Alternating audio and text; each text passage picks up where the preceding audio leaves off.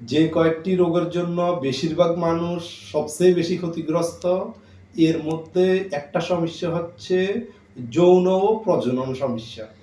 এটা নারী এবং পুরুষ উভয়ের জন্যই এটা একটা বড় চরম ব্যাধি।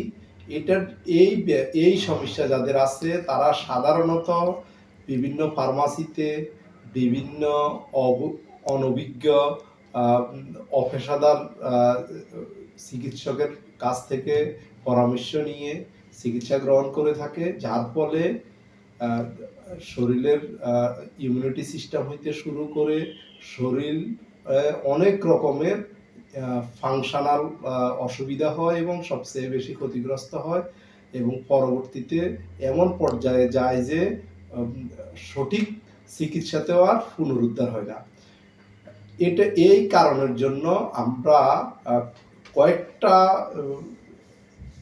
কারণ আমরা চিহ্নিত করেছি, কয়েকটা বিষয়কে চিহ্নিত করেছি যে কি কারণে আমাদের এই যৌন সমস্যাটা ব্যাপকভাবে বৃদ্ধি পেয়েছে। এক হচ্ছে আমাদের ডাইজেস্টিভ সিস্টেমে সমস্যা থাকলে, আমাদের মেন্টাল হেলথ যদি ঠিক না থাকে তাহলে এই সমস্যাটা প্রকট আকারে থাকবে। ওভারওয়েট, ডায়াবেটিস এই সমস্যাগুলোর জন্য একটা কারণ। এই ছাড়া আমাদের লাইফস্টাইল, আমাদের nervous system, blood circulation system এই সমস্যার জন্য বেশিরভাগ দায়ী। এটার জন্য বড় কোনো ট্রিটমেন্ট পলিসিতে যাওয়া লাগে না। এটার জন্য আমরা আমাদের ন্যাচারোপ্যাথিক্যাল প্রটোকল অনুযায়ী আমরা প্রথমে কয়েকটা জিনিসকে ঠিক করে দিই।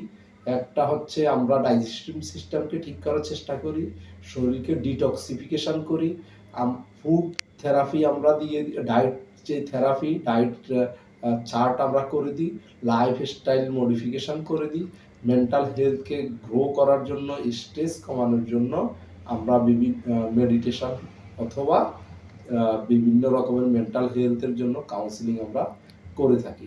এই ছাড়া আমরা হোমিওপ্যাথি এবং আকুপ্রেশার এর সহযোগিতা আমরা নিয়ে থাকি। আর আরেকটা বিষয় হচ্ছে কয়েকটা এক্সারসাইজ, কিছু মেডিসিনাল ফুড, কিছু ভেষজ ফুড আমরা সহযোগিতার জন্য আমরা দিয়ে থাকি। তবে এইগুলার আগে অল্প কয়েকটি কারণ, সেটা হচ্ছে অল্প কয়েকটি পদক্ষেপ আমাদের জন্য এই রোগ থেকে আরোগ্য পাওয়ার বড় সুযোগ থাকে। সেটা হচ্ছে ডায়েট থেরাপি। এই ডায়েট থেরাপি যদি আমরা ঠিক করে অভিজ্ঞ পুষ্টিবিদের মাধ্যমে যদি আমরা ঠিক করে নিতে পারি তাহলে অধিকাংশ ক্ষেত্রে এবং অনেকের ক্ষেত্রে এই সমস্যা থেকে মুক্তি পাওয়া সম্ভব। সবাইকে ধন্যবাদ। আল্লাহ হাফেজ।